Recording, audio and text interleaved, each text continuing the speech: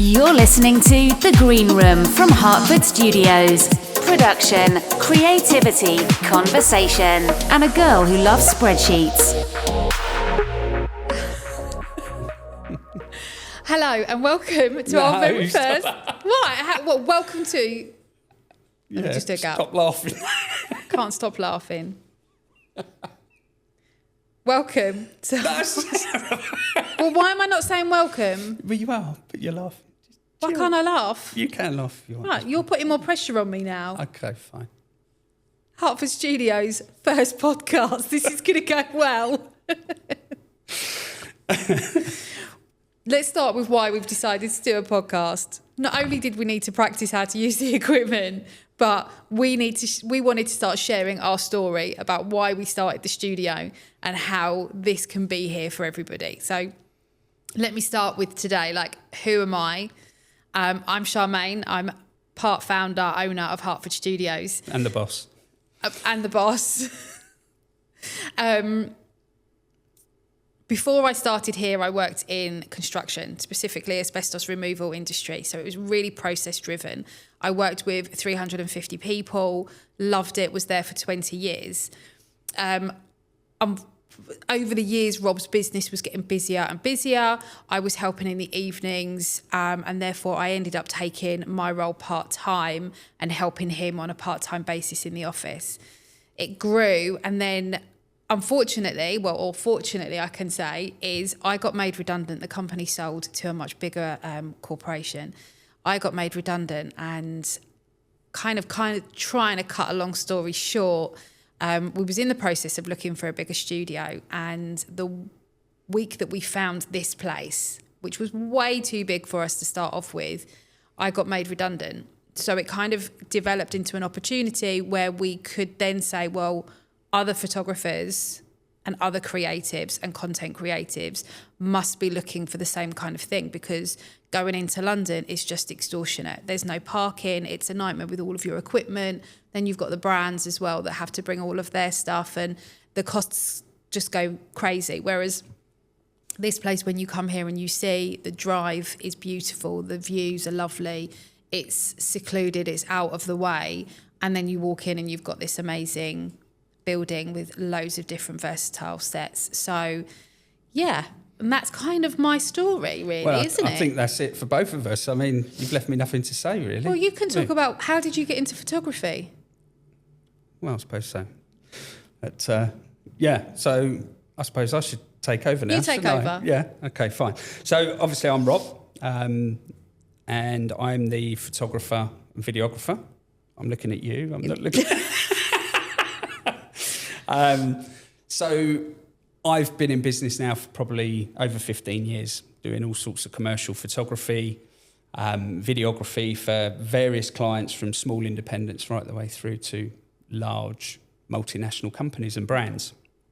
So as Charmaine was saying, ultimately we were looking for a space for our business that allowed us to work with clients in a manner of a studio. And ultimately, there was nothing around here. We were fed up with going into London constantly. So, from there, we looked at different spaces that were available and came across this place. And that was it. I think you've kind of explained everything else about, why we've done it and gone from there. So, yeah. I mean, over the year, though, it's been over a year since we got the studio. But from when we first had the initial idea, when we saw the space, over the last 2 years, it's changed so much. It has. I mean, it's, I think any new business or any new brand or anyone like that, you always set out with a plan. You always have a dream or you have a goal, and you kind of set out to have an ultimate target or an ultimate goal. And things along the way will always constantly change that and take you off track. And, you'll end up in a very different place after your first 12 months or your first 6 months, or where you think you're going to be. And as long as it's not in a worse position to where you set out, I think that's a good thing. We were really lucky as well, weren't we? Because we've got quite a few friends and contacts or clients that have ended up becoming friends that work in the creative industry. And before we actually really started doing a lot of the work, we showed them this place and we were able to take their ideas from their experience. So where we was initially going to have rooms within the middle of the building, we then decided to kind of move that about, didn't we? So we were really lucky being surrounded by people that helped us grow our idea into something bigger than what we started out with. We took a lot of, advice, if that's the right thing, and, we had a lot of input from people. But I think ultimately when you kind of set out with a target or with a goal, advice from other people is fantastic. But I think that you kind of got to stay a bit true to yourself, because it's our vision at the end of the day. So whilst we had people that were coming in and kind of giving us advice, and, it was all fantastic, and we were really pleased that people were giving us the advice, it did help us mould what we were doing with the studio. But I think, we kind of stayed true to what the dream was and effectively what this place was for, which was, to be a place where creatives can come and do their thing. Because initially when we was looking for a studio, we was only looking for a studio for you, weren't we? You were having to turn away work because the studio we was in was too small to take on bigger projects and things like that. So initially we was only looking to sort of cover your own work. And then when this one came along and it was so big, we did realise there must be other people. And that's, I suppose, again, where our vision changed. But you're absolutely right, we stuck to it. We took other people's advice into account, but then it developed into even more to be able to say, well, this isn't just for you, this is for other photographers, videographers, influencers, content creators, basically anybody out there in that creative industry. And when you think about how versatile our client base has been in the first year, it's crazy. It has been good. I mean, it's been phenomenal, really. I mean, we've had anything from Disney paint by numbers. Oh, God. Influencers. Yeah. Not that there was anything wrong with painting by numbers. No, it was brilliant. No, it was just brilliant. so, it was so random, wasn't it? Yeah. Like, why would you hire something so big? But what they managed to do is they utilised every set and got the content as though they was in loads of different households. So it was perfect for them. But it wasn't a target market of ours initially, was it? No. We've had influencers. Yes. We've had a lot of influencers, footballers, personalities. A Towie star. Lots of other photographers, lots of local photographers. National press. Yeah, that one. To finish our first year with them, like the Guardian Saturday magazine here, with Chloe Kelly, David Titlow. It was unreal. That was phenomenal. That was. Would you say that's your favourite shoot? I'm sorry, I'm probably jumping ahead, but... You are, yeah. You're staying well off track, aren't you? I'm jumping backwards and forwards between my cards, but that's all right. That's fine. We'll keep up. You can cut. You can cut. Yeah, no, that's fine.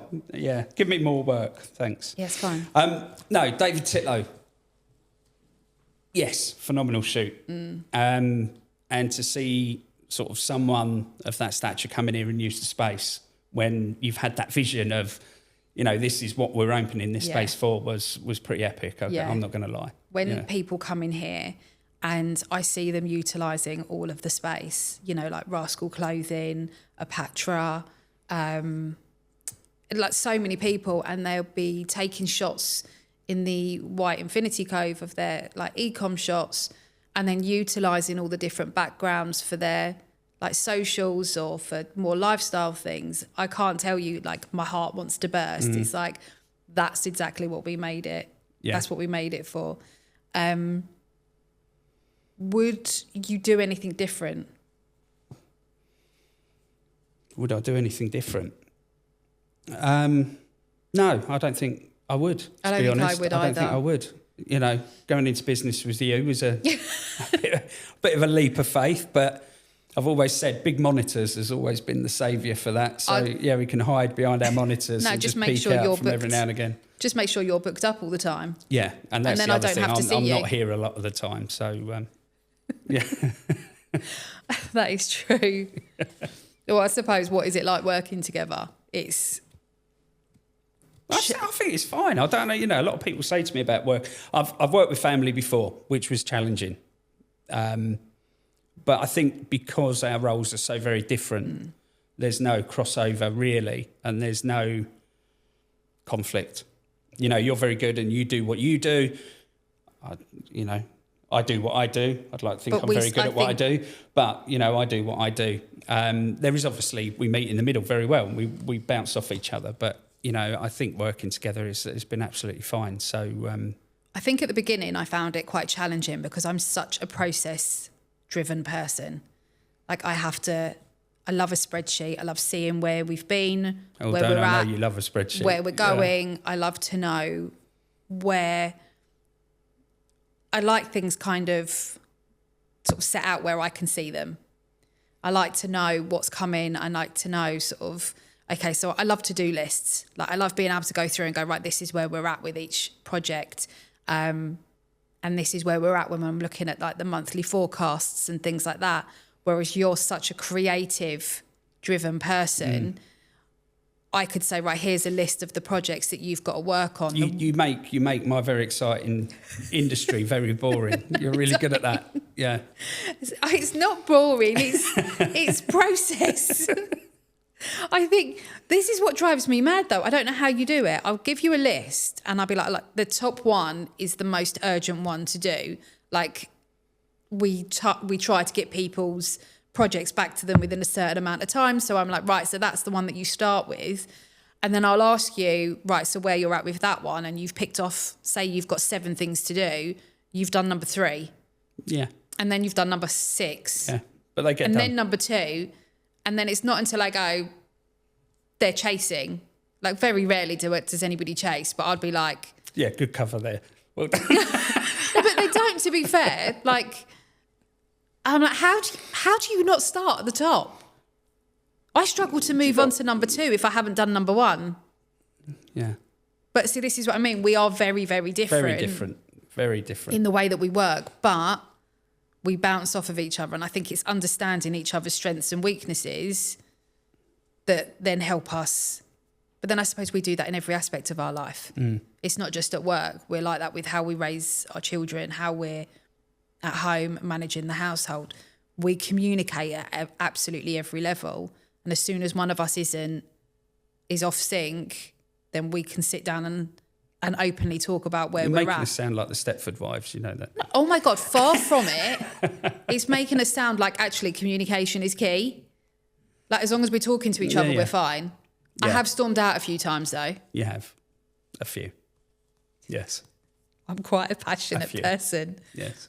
But actually, do you know what's really good now? Go on. You're going to tell us. We've got Lois. We have got Lois. Magic Lois. Yeah. Little Lois who's sitting behind the camera over there. I can't lose my temper with you anymore because I think if Lois saw me There's a lot of things I can't do anymore. I think if Lois saw me lose my temper, she'd be like, I'm never working for that crazy bitch again. No, absolutely. Absolutely. There you go. She is our saviour. She has been our little saviour. Brilliant. But, right. So, what is the future for the studio? And these are cards, by the way, that Lois, our Magic Lois, has put together for us. But so the future vision for the studio. So I think really it's, sorry, I'm just going to sit up, more of what we're doing. We're kind of finding, aren't we, every day, every week, new opportunities and, you know, people coming to us that we would never in our wildest dreams kind of, we can't say too much about something that possibly is coming, but you'll find out, you know, hopefully in due course. We're very excited. But it's kind of beyond what we expected in our first year. I mean, I know we're just out of our first year, but, you know, when we look back at the clients and the portfolio of businesses that have used the studio over the last 12 months, you know, it's a bit of a pinch me moment in as much as we never anticipated. You know, we started off with the concept that this would be for local creatives and, you know, small businesses, and which we welcome with open arms. At the end of the day, that's what we're here for. But the fact that this has obviously been appealing to much bigger brands as well is just, you know, we couldn't, you know, have dreamt that, really. We couldn't have dreamt for a better first year, but I suppose the first year has very much been trial and error in a new industry that we've never worked in. So we don't know. I know you went to studios and you worked in studios, so you kind of had an idea of what you, as a photographer, you wanted, but being able to then offer that to other people, we really didn't know how it was going to be accepted by people. You know, it was a massive risk, wasn't it? We really didn't know how people were going to respond to us being here. You know, we're not in London, we're not an established studio, but the first year has been a massive trial and error, and there's a lot of shoots that come in and we go, oh, we don't have that. We need to get that. We need to develop to this. We need... Well, it is. It's a constantly, you know, it's organic in our growth, isn't it? Because we're very industry-led by what our clients want. You know, as much as I was saying earlier, and I'm not contradicted earlier, that, you know, we had a dream and we kind of stuck to that dream. Yeah. That dream is making a space for creatives and brands and, you know, companies that don't have this space available to them. And I think that means that we have to be constantly evolving with sets, with equipment, you know, equipment, how much we spend on equipment. That's another podcast all on its own. Yeah. But with regards to, you know, how we're constantly developing, you know, I think our future is very much led by our clients. And as much as I'd love to say here and say, you know, we're going to be here in 12 months, you know, from maybe a revenue perspective or from a business perspective, we can kind of forecast and plan that. But what will Hertford Studios look like in 12 months? I think that's totally driven by our customers. Yeah. And, you know, we're always keen to get their feedback. And, you know, we've had some fantastic reviews from clients and, you know, customers that have used the space, but as well as understanding that they're really enjoying the space. It's, you know, we're always really, really keen to know if there's anything else we can be doing. You know, we're not that, you know, we want people to come here and say, oh, this is bad or this is good, or, you know, but always ideas about how we can constantly evolve. Yeah. What do you need out of your content? Because we can make it happen here. Yeah. So, and that's sort of one of the things about, we've got 6 different sets that you can use. The idea now is, right, we've worked out over the last year, people seem to be using these 2 sets more. That set doesn't get used so much. So it's about, right, let's change that. But then what do you change that to? You've got to kind of try and put it out there in a way of, without them specifically deciding what it is, because it has to be led by us. Mm-hmm. So coming up with ideas that we think they're going to use, but until we do it, I mean, we've painted that wall down the bottom. I think we're on our 4th colour and people still don't use it. And then we had that beautiful pink wall, didn't we? I hated that pink wall after I'd done it. I think that was such a love-hate relationship. I had this vision for this really pink, kind of bright wall that was all like that brush effect, and I loved it at first. And then I got blisters actually doing it. Get the blisters. And at one point you came downstairs when I was painting it and you just stood there with your hands on your hips and looked at it and was like, yeah, that side looks a little bit darker than that side. And I'm not joking. I nearly turned around and threw the paint pot at your head. I was like, just go away. And then I think in the first 6 months, 3 people used it? Mm-hmm. And I was like, so you have these ideas of what you think people are going to love. Which is kind of goes back to what I was saying about, you know, we can have this vision of where we're going to be in 12 months. But I think, you know, it is so led by our clients and how our clients will mould this place for us effectively, and we'll learn what they want. We'll learn what they, you know, is being used more, and that will very much drive how we move forward as a business. And also, you know, trying to get clients to understand what it is that we do here, because you know, I think that, you know, we've got so many more vertical markets or channels that we can offer to clients that they don't understand at this point. You know, more than just a dry hire studio. Yeah. You know, we've got fantastic equipment here. We've you know, spent fortunes. You are on a ban from spending any more money on equipment. On a ban now. Yes, I know. You've told me. But we have was got on a spreadsheet, wasn't it? But yeah, from, you know, from what we're able to offer as a company, I can see that, you know, if we can develop that as well with regards to, you know, the podcasting side of it that we're able to do now, you know, the video, the photography, you know, we can do that in-house, but we've also got a huge sort of collaboration with, some fantastic photographers and videographers and sound engineers. And, we're trying to create this big community of creatives that, We have met some fantastic people, haven't we? They've come in, and we aren't the sort of people that are, oh no, this is ours and we couldn't share any information and we'd never use other photographers or anything like that. No, we're not we about are that the at all. polar opposite. We're really not. There's people out there that are always going to be better at something than you are. Yeah. And we're not precious about, making sure that it's only me that does the work, or, it's only the video is coming through us. Whilst I'd like to think that we can offer everything a client wants, we welcome other creatives here, and and if they're good at what they do, we will always recommend them as well. So that's been a massive learning curve for me with working with the creative industry. It's not just a matter of taking pictures and video and that there's sort of like a certain bar. It's everybody's vision is so different, and everybody's ability is so different. There's not a right or a wrong way of doing anything. This is it's a very personal thing. So finding the right photographers for your particular clients. So we have people come to us and say, this is the style that I'm after. We've now got this group of amazing photographers and videographers that we can say, well, this is the best person for you. This is the best person. It's not always you, because it could be a very different style. A very different style. And, and likewise with the studio. Not only, sorry, that's my watch beeping there. So if you heard that. You didn't need to point it out. No, you didn't need to. No, but thanks. But very much similar to the studio itself. We're not strict on keeping the studio as it looks. Likewise with the photographers and videographers, everyone's got their own style. So, if a brand or a company was looking for a particular set, we're not precious about changing, painting. We're not, we can have people in. We've got carpenters that can build sets. Yeah.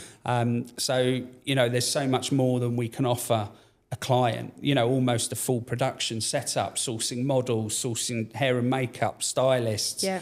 There's Food. everything that we can do here now. So, that I think is going back now to kind of how this part started, is really important for people to understand, is we're not just a space for hire, that everything is pushed back onto them to come in and, get on with it. And if people want to work that way, we're more than happy for that. We're more than happy for that. You've got both options though, haven't you? You can literally come in here and just dry hire it. You can use an element of us helping, or we can help you massively with the production side of full businesses. production side of it. So we can help with everything from planning the shoot, going along with what your vision is, and turning that into the sets, and then the post part as well, of sort of helping in every element. Yeah. But you can pick and choose. It's like you're not stuck on just using something. So I suppose that's our next vision for the year, is actually letting people know more. This is what This is what we offer. That's what we need to do. Yeah, I think that's is getting out what we're offering now to clients. And when we first started and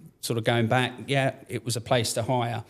But as we're evolving and growing and understanding what our clients and what our creatives are looking for, that enables us to kind of develop the service offering that we've got. Yeah. So that, we can make sure that if somebody comes here and they've got a vision, we can bring that vision to life. It sounds really cheesy, I know, but, ultimately that's what we're here to do. And you laugh at my spreadsheets, but things like that, when you're given a budget by a client, I can work to a spreadsheet of going, right, well, this is how we need to split that budget. And then also with regards to running a business, you keep going and buying equipment. I've then got to understand, right, this is what everything has cost us. And this is... You doth protest too much. Yeah. This is what we've got to earn back before we've actually made any money off of it. So it isn't just about the creative side. We've got, very much. So we've got the administrative side to back it up. Yeah. Absolutely. We've got such a big team now. Like, we've got Lois that can help with so many elements of a project, that it's not just me and you, is it? It's not. And I know we've got Hertford Studios, is the three of us, but we're so much bigger. So I suppose, that's our goal. That is for the next year is to sort of really show year. people that we are so much more. I agree. Absolutely. Thanks. And a spreadsheet. You actually agree? I do agree. We've got that on camera. Yeah. I'm going to use that against you for the rest of your life. Okay, so I think, Lois, have we gone through all of our cards now? We have. There was a thumbs up there from the back. Okay. I don't think there's anything else that we kind of want to cover in this one. I don't want to go too mad in this one. I think for the first one, we're all right. Well. Yeah? Are we all right? I don't know. It depends if Lois has done her job properly or not. I think we need to go. Let's talk more. Let's talk more about the projects here. Like the style of projects that we've had here. Let's just go through like an example. Okay. So we've had influencers. Yes. We've had... footballers, content creators. Yeah. Brands. And that's just the dry hire side of things. That's just the dry hire side, yeah. We had a beauty company that had very high-end beauty company. Models in from... Where was she from? They flew them in from the States, I want to say. No, it was from... Was it Dutch? Was she Dutch? No, I don't believe so. No. The blonde lady? Yeah, I'm sure that was America. No. No, was it not America? Lois is looking at me. No, not America. I can't remember where she was from either. No? Anyway, she got on a plane to come here. She got on a plane. She got on a plane to fine. come here. Okay. That was amazing. And they had photographers come up from London, and the photographer had like 4 assistants. Yes. Which was unreal to watch, because I send you to shoots and you've got like 5 cameras hanging off you and you've got to do all of these work. I was like, okay, maybe he might need an assistant. But we've had some product launches done from here, haven't we, for national toy stores. That was the Billy Wingrove launches, wasn't it? Yeah, we had those in here. We've had some pretty famous models in here as well. We had one that was on the cover of Vogue Paris. Yeah. She was in here. Yeah. I've quite enjoyed some of the models, I've got to be honest. I know you have, yeah. He was on the same shoot as well, the Brazilian guy. Oh, yeah. No, I'd actually forgotten about him. We've had some lovely models in here. I'm like, go upstairs. I'm like, oh, hello. I might just be downstairs for a while, Rob. I'm trying to think who else. You've had some quite good models in here as well. Yeah. You've enjoyed looking. No, I don't know what you mean. But no, It Luggage, if I'm name dropping. They're number our faves. one. They're our number. We can't say faves, but they are our number ones. Okay, not our faves, all right, but yeah. They are our But faves. they were the first ever company to take the place on as a hire. So big ups to Molly and the crew. Yeah, our Luggage crew. I'm just sort of going. There's been so many. Chloe Kelly. Chloe Kelly for the Guardian. Yeah. Name drop. But we've had them. We had an inquiry. We can't say too much because we were under NDA. But we had an inquiry from a very, very large, well-known film production company for an upcoming movie. Yeah. There's something else I really want to tell you about. No, we can't say anything yet. No, but you'll see it, hopefully, fingers crossed, you'll see it in the future. So that will be a that's huge... literally, you'd know by the end of the month, really. We'll be able to share. Yes. Yeah, and you're not sending me out on a shoot that day. So sorry, Claire, if you're listening. Yeah, I might be in the studio that day. But no, if it does happen, then that will be huge. Yeah, huge. Yeah. But yeah, I'm just trying to rack my brains through all the other shoots. We've had loads. It's been amazing. Okay, so one word to describe your first year in business, of like the studio business. Tiring. I was going to say the same words. Exhausted. Yeah.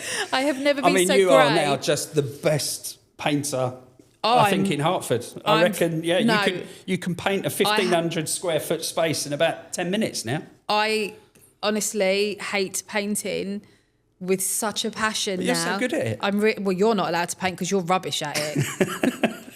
I don't know how someone can get painting one wall so wrong, but you're definitely not allowed to carry on. No. But I think you did that on purpose. Maybe it was a ploy. Yeah, you definitely did that on purpose, because I'm the one now that has to do all of the painting. I would say exhausted. I've never felt so happy, though. I know this sounds really cheesy. Content, is that the right word? I don't know if content's the right word, but fulfilled.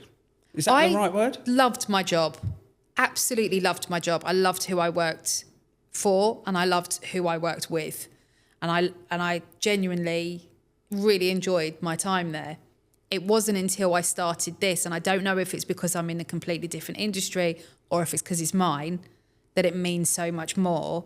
But I have never been so exhausted and drained. Like, our children, luckily, are older, that they've understood. They've adapted well. They have adapted. But they've had to, because we've been in here till 11 o'clock at night, midnight. We've been in here all weekends before we even opened and throughout the first year. They've been fantastic adapting with us. So I've never been. I've never been. That's probably your heart rate. My stress watch. I've never been so exhausted but so content at the same time. But my word would have been, exhausted. And fulfilled. That sounds really cheesy, doesn't it? So cheesy, but it's so true. It's so contrasting, but so true. Okay. But yeah. Yeah, no, that's good. That's good. So I think really, just to sign off, is we're going to try and do these a bit more regular. And hopefully the next few will probably settle down a bit. I think you'll hopefully see us go through this. Mellow out a little bit. Get a little bit more relaxed. Get used to it. In fact, I'm always behind the camera. I'm never in front of the camera. I hate being in front of the camera. It's terrible. But hopefully over the next few we'll settle into it a bit more and kind of... And if there's any particular topics that you want us to talk about from this side of the business, then let us know and we'll I think another good idea is we probably look at maybe trying to get a couple of clients in as well, or creatives. If you want to be on the podcast, yes, get in touch. Come in. Yes, Molly. Okay, we'll send her that. Okay. Yeah, absolutely. So, excellent. Thank you. All right, well, it was nice talking to you again. Do I have to go upstairs and work with you now? No, you've got to come upstairs and work with me. All right. I'll speak to you soon. Cheers. You have been listening to The Green Room from Hertford Studios. We'll see you next time.